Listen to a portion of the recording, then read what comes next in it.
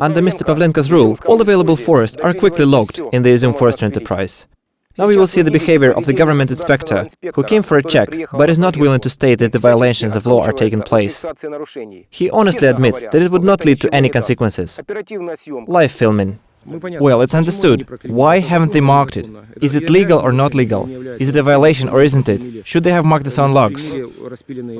Of course they should mark the trees when they fell them, but we need to take into account different circumstances. The felling is in progress, and in this case, there's no master, the senior master, who should do the marking. Please introduce yourself and tell us finally,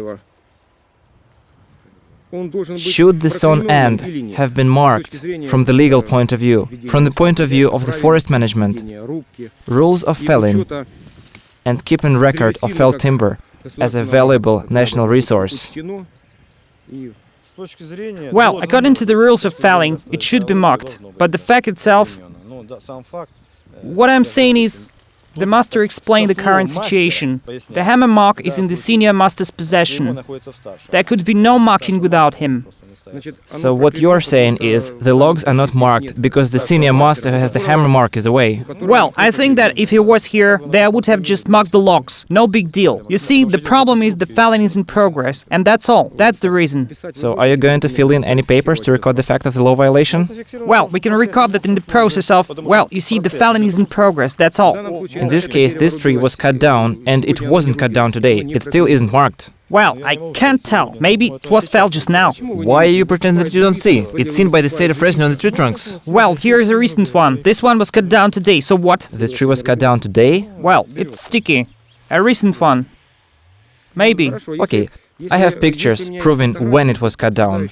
You see, yesterday was Sunday, when there could be no felling. The day before yesterday was Saturday, when there could be no felling. This tree was cut down at least 3 days ago, and it still isn't marked. I have doubts about all this. Well, it's another thing in such case. If we consider this. So we see that the tree was cut down 3 days ago. Well, we can record the fact itself, so to say. The only consequence will be that the master would be punished for carelessness. Well, you are very right, there will be punishment. What I'm stressing again is that the tree was cut down neither yesterday nor on Sunday, and it's still lying around without any marks on it. And it's not the sole case. Valeriy, we wouldn't be able to do it physically.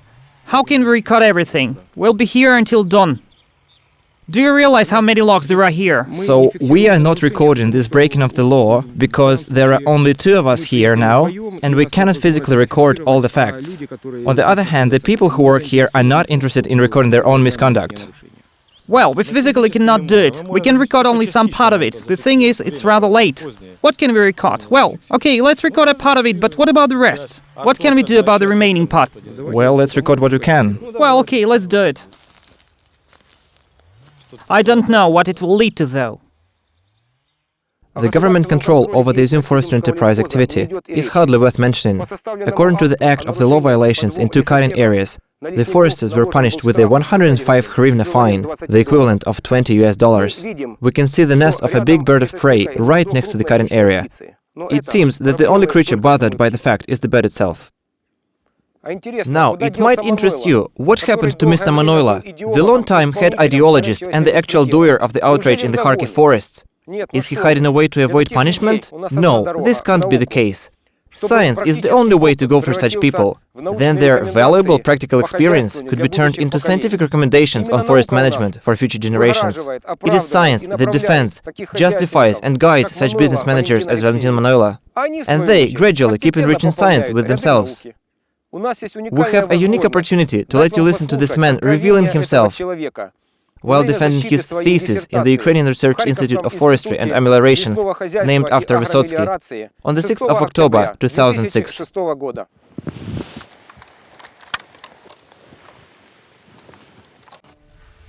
Then the floor is given to Valentyn Manoilo for reporting the fundamentals of the thesis. You have 20 minutes. Thank you. The aim of the research is to analyze the area dynamics and forest inventory data of the main forests, the pine forests of the Izum Pine Barrens. The research period is from 1970 to year 2000. We investigated the influence of intensity, time terms and techniques of conducting improvement fellings in different types of forest conditions on the growth and stability of pine cultures. The first minutes are simply intriguing, and by now we're eager to find out straight from the horse's mouth what the situation in the Izum forest is. The natural pine forests of the Izum Pine Barren are the unique habitat for the biodiversity of the steppe-bordering pine barrens. However, their proportion is constantly decreasing. The walls of the Ukrainian Research Institute of Forestry and Amelioration witnessed numerous pseudoscientific talks and frauds during the Soviet times. Unfortunately, little has changed in the years of Ukrainian independence. But the defendant of the thesis by Valentin Manoilo on the 6th of October 2006 is a special case. The area of the pine forests is constantly decreasing because of the fires, clear fellings, worsening of the agritechnical methods of tree planting and cultivation. The rate of natural forests of Izum Pine Barren decrease tripled in the period from 1991 to year 2000 compared to the previous 40-year period. It seems like the commentary might be needed here. It is not a courtroom confession. It is the defendant of a thesis. And the person in front of you is not the accused yet. He is the seeker of the academic degree who is saying that from 1991 to year 2000, the area of natural forest in Izum woodland decreased catastrophically. And the rate of this decrease tripled compared with the previous 40-year period. It is essential to outline that Valentin Manoilo was the director of the Izum Forestry Enterprise from 1988 to year 2000. It is hard to even imagine that, say, the chief police officer could proudly declare that the crime rate in his area tripled compared to the previous 40-year period. However, our would-be scientist is quite honest. He expects no punishment and anticipates the applause.